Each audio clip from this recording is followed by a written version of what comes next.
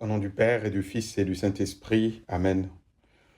Mon Seigneur et mon Dieu, je crois de tout mon cœur que tu es ici, que tu me vois, que tu m'entends. Je t'adore avec profonde révérence. Je te demande le pardon de mes péchés et la grâce de bien prier ce matin.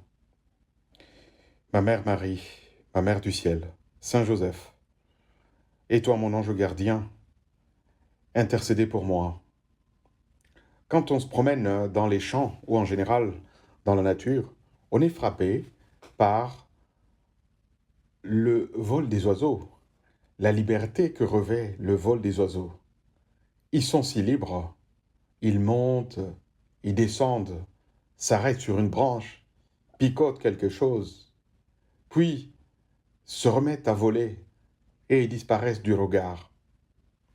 Lorsque je suis gratifié de ce spectacle, je glorifie vraiment mon Dieu et je me sens envahi d'une joie intérieure immense devant ce Dieu créateur qui a voulu faire participer à sa liberté, même les oiseaux, en leur conférant cette majestuosité de mouvement, cette liberté de mouvement dans les airs, hein, qui est semblable à sa propre liberté avec laquelle Dieu se meut. Seigneur, en fait, la vie chrétienne que tu nous proposes, contrairement aux apparences, a tout à voir avec la liberté de ces oiseaux dans le ciel. Car dans notre agir, le Seigneur nous a conféré une parfaite liberté. Et ce n'est pas pour rien que Jésus nous encourage par ces mots. Vous connaîtrez la vérité, et la vérité vous rendra libre. Ainsi donc, celui qui connaît Dieu, celui qui cherche sincèrement le Seigneur, cherche sa volonté et son projet merveilleux sur la créature humaine, sur nous, peut vraiment et devrait vivre aussi libre et aussi heureux qu'un oisillon ou un aigle majestueux dans l'azur du ciel, et sous le regard de Dieu.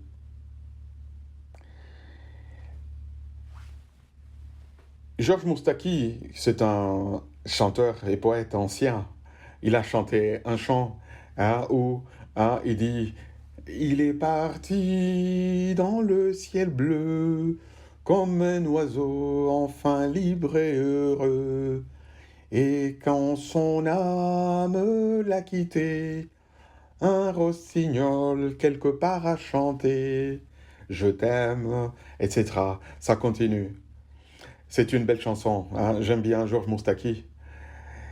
Eh bien, dans le contexte de cette chanson, Georges Moustaki, le chanteur-poète, se réfère probablement à quelqu'un qui avait quitté la vie présente pour retrouver une liberté plus parfaite dans l'au-delà.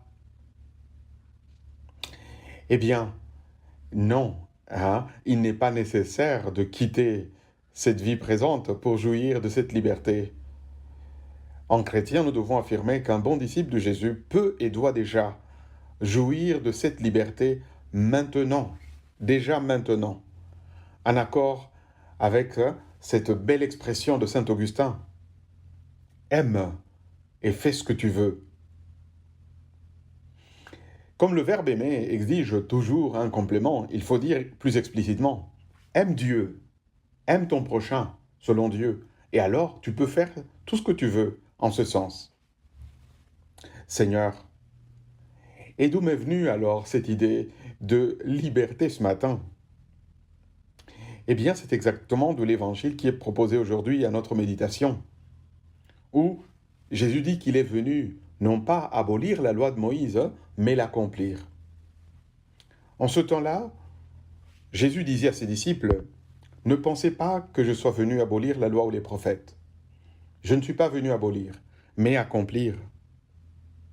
Amen, je vous le dis, avant que le ciel et la terre disparaissent, pas un seul iota, pas un seul trait ne disparaîtra de la loi jusqu'à ce que tout se réalise. Donc, celui qui rejettera un seul de ces plus petits commandements et qui enseignera aux hommes à faire ainsi sera déclaré le plus petit dans le royaume des cieux. Mais celui qui les observera et les enseignera, celui-là sera déclaré grand dans le royaume des cieux. » En fait, le Seigneur parle de la loi de Moïse. Or, toute loi est parfois regardée comme une gaine, comme un corset qui serre un peu, qui diminue un peu la liberté. En fait, face à la loi de Moïse, notre Seigneur, Jésus, ne s'arrêtait pas à l'étroitesse de l'interprétation littérale. Il allait au fond des choses, il allait à l'esprit de cette loi.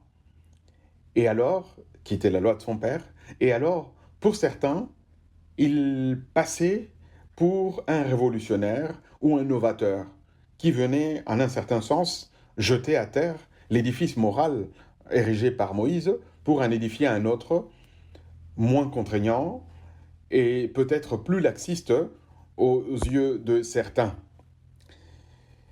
Eh bien non, répond le Seigneur, qu'il n'est pas venu abolir Moïse, il n'est pas venu supprimer les prescriptions mosaïques.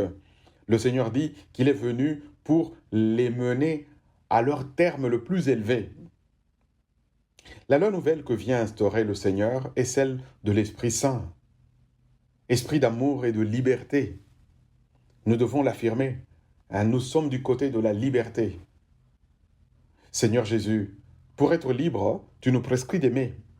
C'est cela le résumé de toute la loi de Moïse. Aimer Dieu par-dessus tout, et aimer le prochain comme soi-même, par amour de Dieu. C'est celle-là en somme la loi de la liberté, face à laquelle saint Augustin s'écrie « aime donc, et fais ce que tu veux ». C'est cette loi, d'une nature, il faut le dire, toute nouvelle, car elle n'est pas inscrite dans un code matériel, comme même les juristes, les codes de loi avec lesquels ils se baladent. Mais non, cette loi est inscrite dans le cœur ou au pluriel, dans les cœurs des baptisés. Pour la connaître alors, il suffit simplement d'interroger l'Esprit de Dieu qui habite en nos cœurs, afin de connaître exactement ce que le Seigneur attend de nous à chaque instant.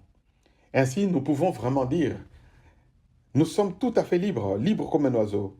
C'est-à-dire, dans une journée qui commence comme celle-ci, aujourd'hui, si nous prions le matin, si tu es en train de prier en ce moment le matin, tu peux te demander comment j'organise ma journée. Et en sachant que la loi chrétienne, c'est la loi de l'amour, et en ayant ce canevas, ce schéma de l'amour dans le cœur et dans la tête, on organise les choses de manière que on est tout à fait libre. On est libre, absolument libre d'organiser sa vie comme on veut, mais en restant dans ses limites qui sont les limites de l'Esprit Saint, de la loi de Dieu, de la loi de l'amour. Merci Seigneur pour ton Esprit Saint qui nous guide et qui nous inspire à chaque moment afin de vivre constamment libre et heureux, oui, libre et heureux comme un oiseau dans l'azur du ciel. Notre condition d'enfant de Dieu. Et nous n'avons pas besoin d'avoir un livre ou un code pour regarder et voir. Comme parfois les petits-enfants demandent, est-ce que ceci est péché ou non? Non, ce n'est pas cela qui nous guide. Nous nous laissons guider par la loi de l'amour, qui est la loi de la liberté. Celui qui aime ne se demande pas, ceci est permis ou non. Il se demande, comment puis-je faire pour faire plaisir davantage, pour plaire davantage à Dieu, mon Père, ou pour servir mieux les personnes qui m'entourent. Et voilà. Face à cette liberté-là, il n'y a pas de loi, pour ainsi dire. La loi, si elle existe, est à lire dans le secret de nos cœurs. C'est l'Esprit Saint qui nous l'inspire à chaque moment. Et en ce sens, effectivement, Seigneur, tu es venu accomplir la loi de Moïse, qui souvent avait des prescriptions infinies, ou que les hommes ont tendu à rendre infinies. Mais cependant, la loi de Jésus est toute simple. C'est l'Esprit Saint qui habite nos cœurs, qui nous fait prier, appeler Dieu Père, Papa, Abba, et qui nous fait regarder autour de nous et regarder tous les hommes, toutes les femmes, comme des frères et des sœurs, et qui nous fait, en somme, vivre libre et heureux, comme un oiseau, dans l'azur du ciel. Je te remercie, mon Dieu, des bons désirs, des bonnes décisions que tu m'as fait prendre au cours de cette courte méditation. Je te demande la grâce de le mettre en pratique. Ma mère Marie, Saint Joseph et mon ange gardien, accompagnez-moi toujours en chemin.